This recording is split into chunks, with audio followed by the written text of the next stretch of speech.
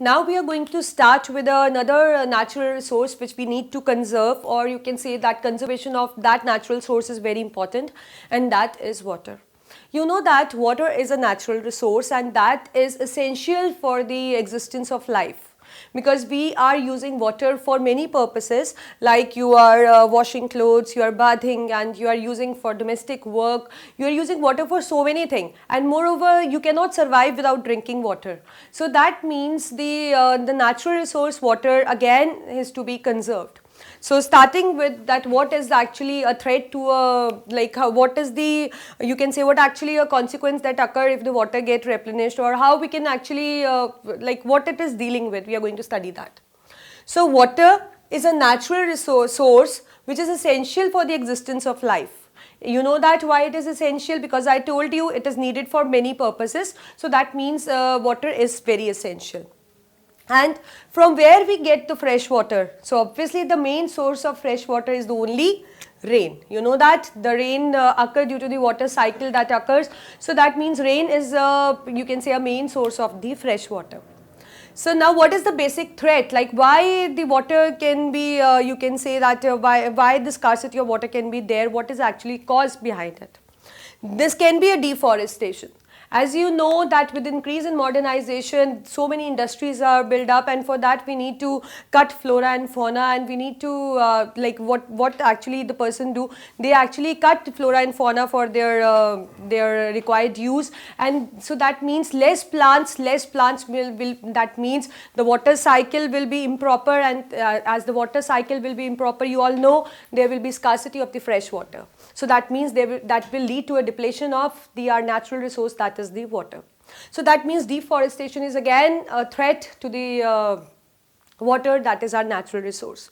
Second thing, we need to prevent the pollution. Which pollution? Obviously the water pollution, because you can see that the water which is being polluted is not fit for using for any work. You cannot use the polluted water for bathing, you cannot use the polluted water for drinking. So that means we need to control, or we need to prevent the water pollution, because it is again polluting the sources of water, and if the sources of water will get polluted, how we are going to use that water for our different needs? So we need to prevent that also.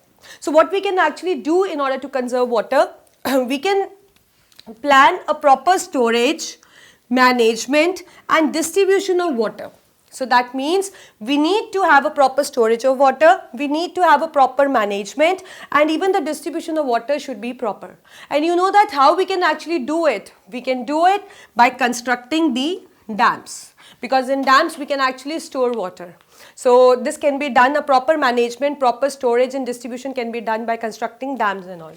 Second, the main reason behind the wastage of water is the leakage also. Because when the water gets leaked from the main pipelines, it is not being used for any purpose. It is just a, you can say, irrelevant leakage is occurring. It is not, we are not using that leaked water for any purpose. So we need to prevent leakage in the main pipelines. Third, treatment of wastewater. Obviously the water that get waste, we can actually treat it, and we can actually recycle it, and we can actually reuse it. Moreover, when you are using the sources of water for washing clothes or bathing animals, that should not be done, because you often observe that people use rivers and all for washing clothes. So they are just you can say disposing the soap and detergent into water, and when the soap and detergent or other chemicals get disposed into water, it becomes unfit, and they just create a pollution. So we need to avoid that also. And water harvesting, the rainwater harvesting system should be properly there. Recycling of water by industries, that means industries which are making use of water, we should recycle that we can actually recycle it. Next is afforestation.